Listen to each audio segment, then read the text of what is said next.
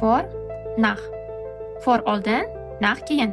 Bu ikki prepozitsion ham izidan dativ talab qiladi. Gap tuzishda kerak bo'ladigan so'zlarni yozib olamiz. Der Monat, oy, der Tag, kun, die Woche, hafta, das Jahr, yil.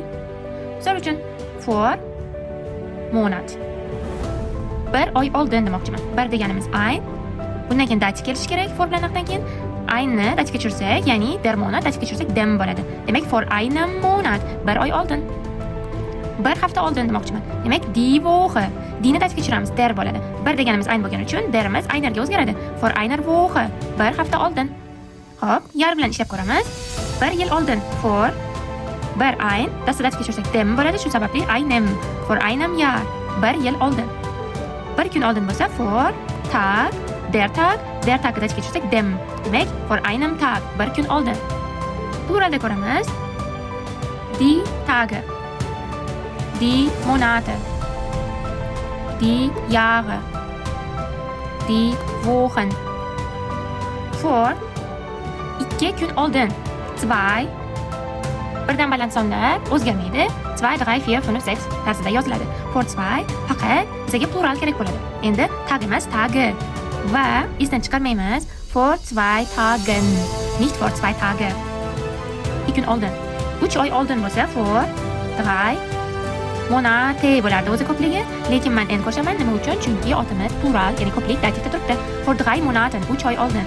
5 yil oldin bo'lsa for 5 Jahre ko'pligi. Lekin men bu for dativ talab qilgani uchun yarim iziga bitta n orttiramiz. Nima uchun? Chunki otlar pluralda dativda bitta n iziga orttiradi. 6 hafta oldin for 6 Wochen. For 6 Wochen. O'zi n mavjud, yana n qo'shmaymiz. Demak for 2 Tagen 2 kun oldin, for 3 Monaten 3 oy oldin, for 5 Jahren 5 yil oldin, for 6 Wochen 6 hafta oldin. Bu yerda gap oldin, ya'ni for haqida gap ketyapti. Endi nachni ko'rib chiqamiz. Xuddi shu gaplarni forga o'chirib, nach qo'ysak, gap dan keyinga o'zgaradi. Nach einem Monat, bir oydan keyin. Nach einer Woche, bir haftadan keyin. Nach einem Jahr, bir yildan keyin. Nach einem Tag, bir yildan keyin. Pluralda.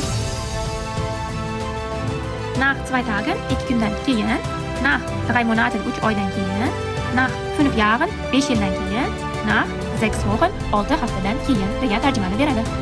Demak, unutmasligimiz kerak, for predlogidan keyin ham for plus dativ, nach plus dativ. Gap tuzib ko'ramiz. Ich war vor einem Monat in Toshkent. Men bir oy oldin Toshkentda edim. 2 oy oldin bo'lsa-chi? Ich war vor 2 Monaten. Oxirida n bo'ladi. In Toshkent. Nach bilan tuzib ko'ramiz.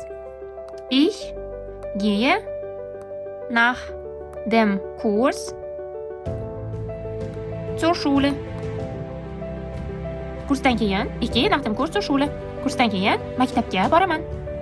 Oder nach der Pause. Nima uchun nachdan bo'ldi? Chunki pauzani artikli die edi.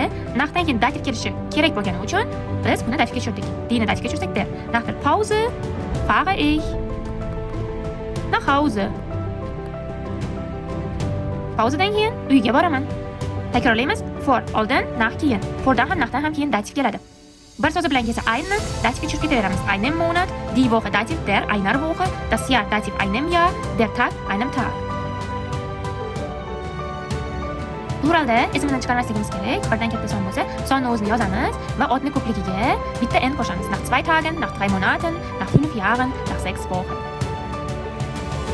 Agar for va nach tushunarli bo'lsa, unda ushbu gaplarni nemis tilida kommentariyaga yozib qoldiring.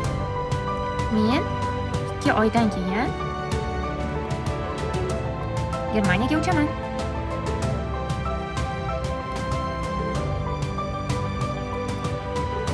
Men seni 1 oy oldin ko'rgan edim.